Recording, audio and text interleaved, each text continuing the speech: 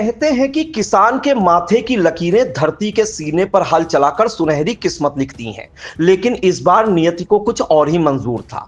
जब खेतों में खड़ी फसलें सोना उगलने को बेताब थीं, तभी अन्नदाता के खून पसीने की कमाई पर इंद्रदेव की नजरें टेढ़ी हो गईं। बेमौसम बारिश ने किसानों के उन सपने को मटियामेट कर दिया है, जिन्हें उन्होंने महीनों तक अपनी रातों की नींद और दिन का चैन बेचकर सींचा था। आज किसान के चेहरे पर मुस्कान नहीं, बल्कि बर्बादी की लकीरें साफ देखी जा सकती हैं।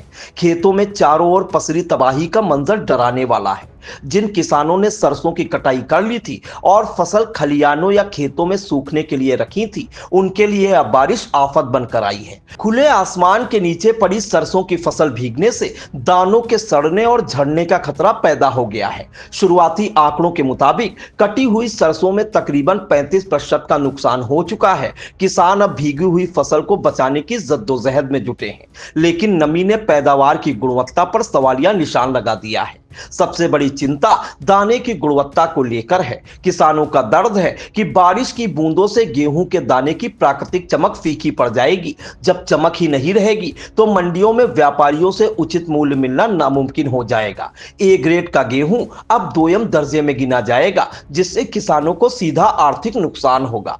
ब्लॉक पहला क्षेत्र की ग्राम पंचायत चौड़िया के प्रगतिशील किसान नीरज मिश्रा ने आई इंडिया को बताया कि सरसों 35% और गेहूं की फसल में 30% नुकसान हुआ है। जो सरसों की फसल कटी पड़ी थी, वह उसका दाना सड़ेगा और पके गेहूं के दाने की चमक चली जाएगी। ब्लॉक कसमंडा क्षेत्र के डड़ियनपुरवा कैमा के किसान अंगनू दास गेहूं की फसल गिर जाने से चिंता में डूबे हैं। उनका कहना है, खून पसीने की कमाई चौपट होने की कगार पर पहुंच गई है।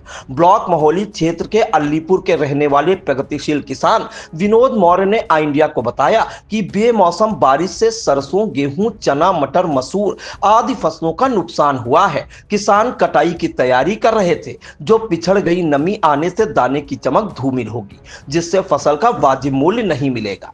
कृषि विज्ञान केंद्र कटिया के अध्यक्ष एवं वरिष्ठ वैज्ञानिक डॉक्टर दयाशंकर श्रीवास्तव ने आई इंडिया को बताया कि काट कर डाली गई सरसों की फसल भीगने से फसल सड़ने की संभावना गेहूं की फसल में भी फंगस लग सकता है। उन्होंने किसानों को सलाह दी है कि कटी फसल को खेत में ना छोड़ें, छाया में रख ले, संभव हो तो फसल को तिरपाल से ढक दें। गेहूं की निगरानी करते रहें। किसी भी तरह के रोग की संभावना पर कृषि वैज्ञानिकों से परामर्श प्राप्त करें।